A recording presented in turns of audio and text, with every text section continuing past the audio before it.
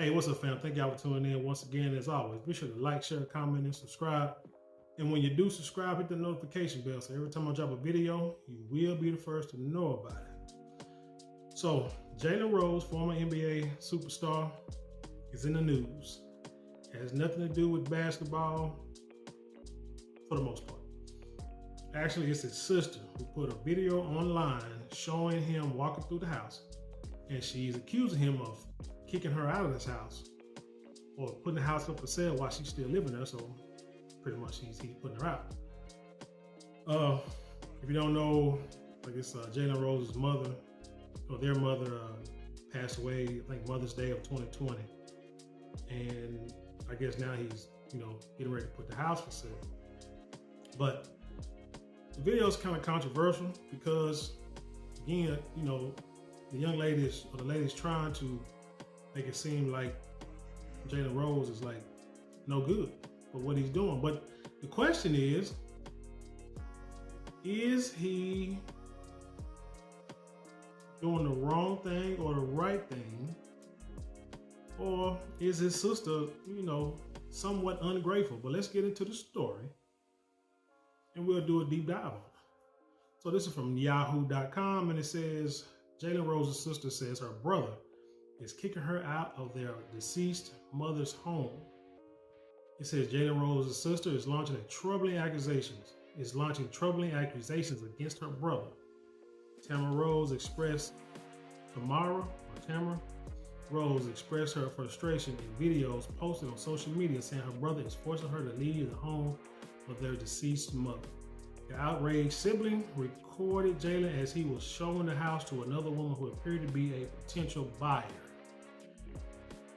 Quote, "My mother passed 20 months ago. I'm still grieving her loss. How dare you bring anybody in here to go in my mother's room?" Tamara said in a deleted Instagram post, according to Robau. Tamara said she has been living in the house for almost 4 years. Here's the thing.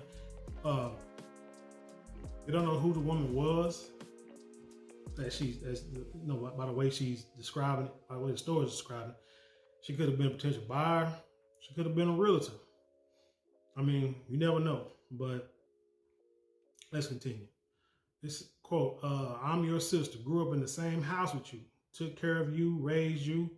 You would do this to me," she said in the video. Now, we don't know, again, just from the story, if this is the house they grew up in or if it's a house that he bought. But I'm willing to bet whatever money was put into that house for the last 20, 25 years, I guarantee you that Jalen is the one who pretty much financed that bill. Quote, "You let these white people see you treat your sister this way with no conscience, heart, or soul."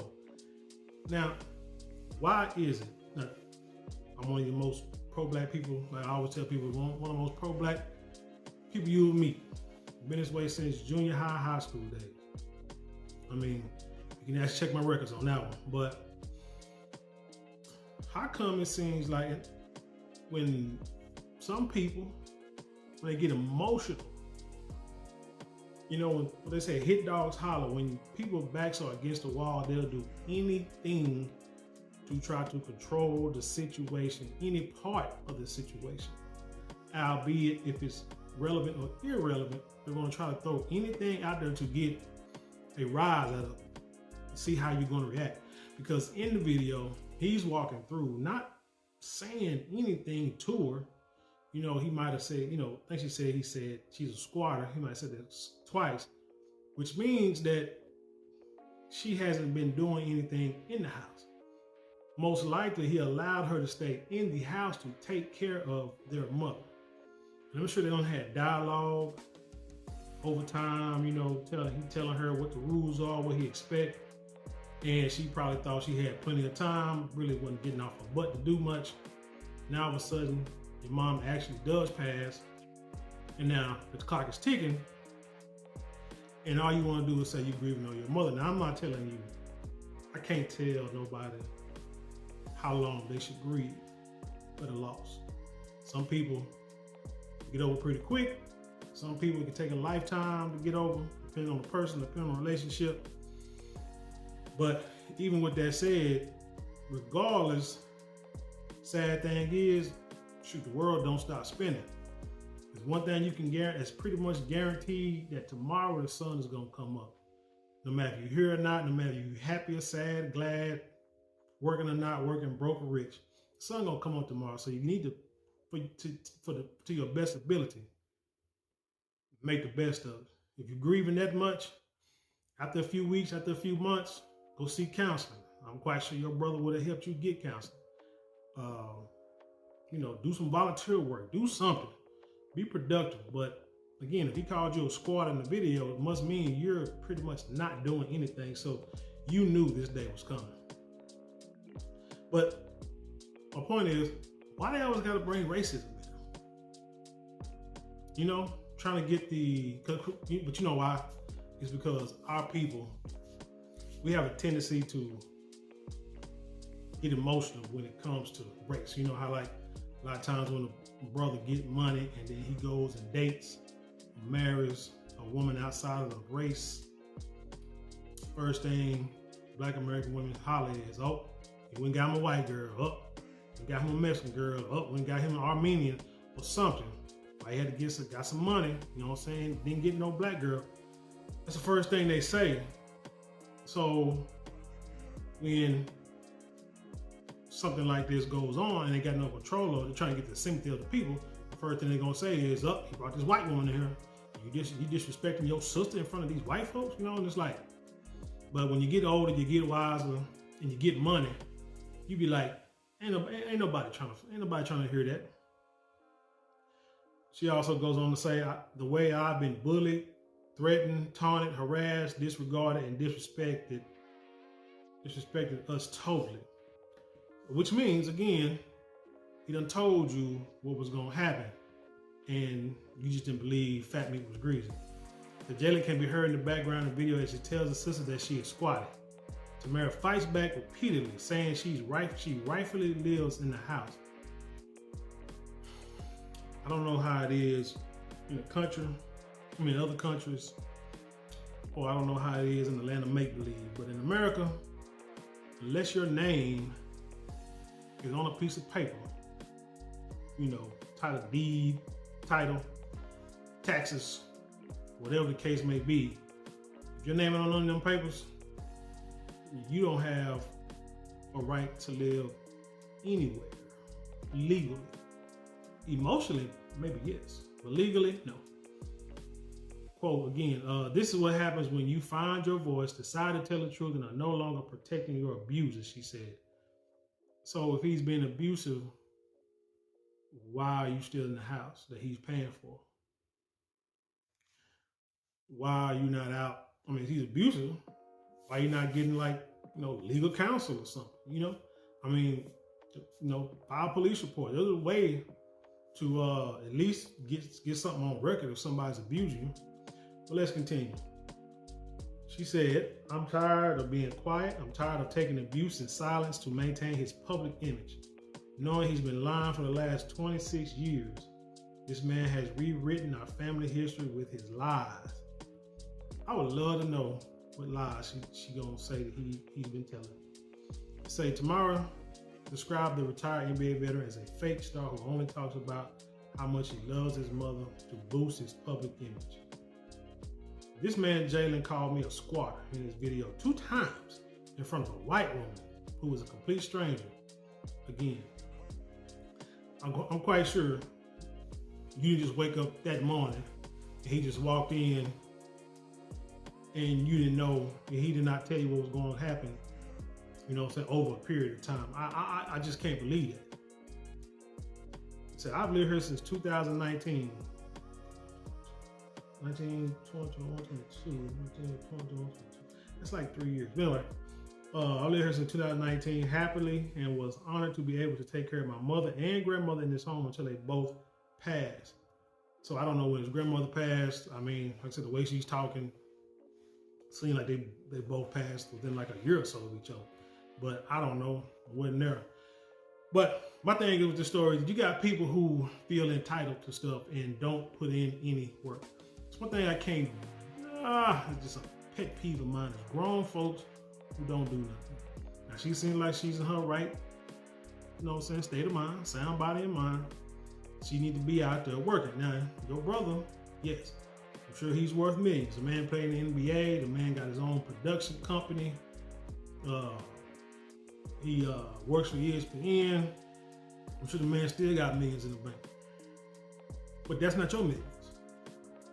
I remember when I was in high school, you know, and it was, I don't know, the issue with some girl, you know, wannabe girlfriend, I don't know what it was, but somehow, I don't know how the conversation got around, but one thing my mama said is, I hope they don't think that this is your money, because you ain't got no money. So this is our money.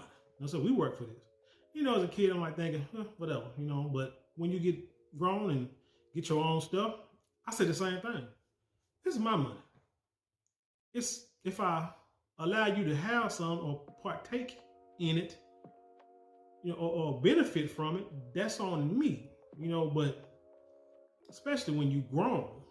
But I don't owe you anything. I can go out here and make millions.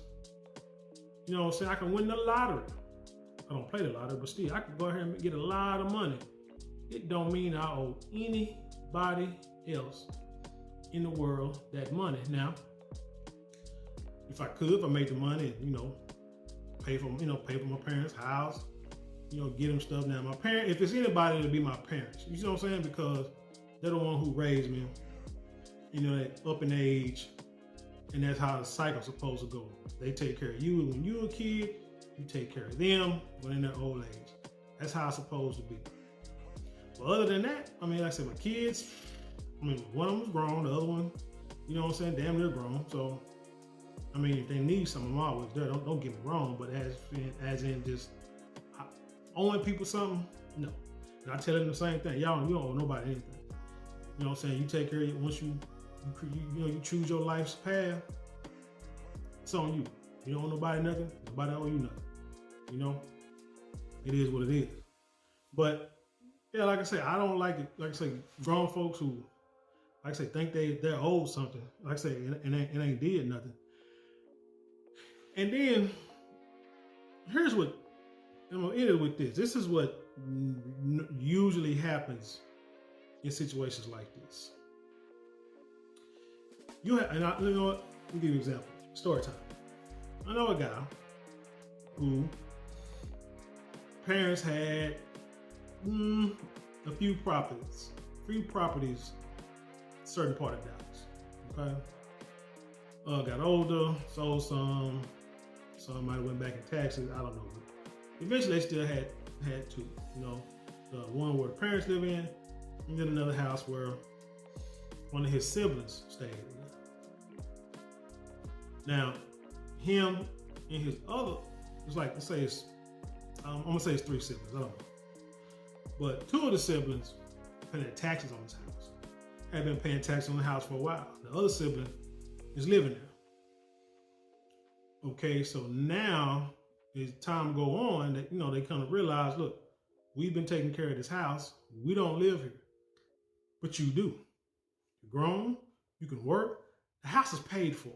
All you have to do is keep it up and pay the taxes. Taxes aren't that much. Maybe a few $100s a year, maybe. You know what I'm saying? I don't know, 1,000, couple thousand, but it's a whole hell of a lot better than rent, right? Pay the taxes. You can have it. The sibling, the sister, she got mad. And, you know, got upset, like seriously. It was like, didn't think it was fair, felt like she didn't have to pay it. And so she ended up moving out and moving to another part of town, paying rent. Now, that's a prime example of cutting off your nose to spite your face. Makes no sense. No sense at all. And the thing about it is, a lot of people don't really understand the importance of having real estate, of owning real estate in this country, in this world. Because as the story goes, God ain't making no more. So just to have a house that's paid for, and that's how, you want to bring up white women and white people, that's how